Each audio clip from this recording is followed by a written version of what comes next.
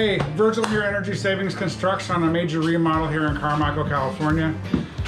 Man, there's so much going on in this house. We've got this wall here needs to be removed. We're gonna make an 8-foot opening here. This is coming out. Of course, all of this was went through plan check, engineering. This wall also needs to be opened up to 8 feet. We're gonna have a nice big wide opening here, big wide opening there.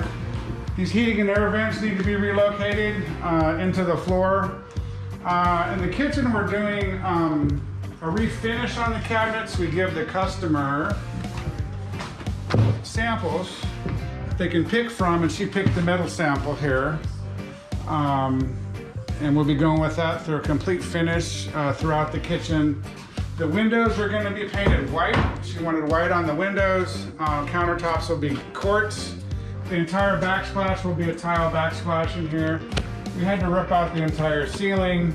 The whole house has been gutted essentially. So we walk into here, and this is where we found a bunch of fun surprises. All this plumbing and electrical was kind of unforeseen, so it's all gonna have to be relocated. Major framing is gonna have to be done in here.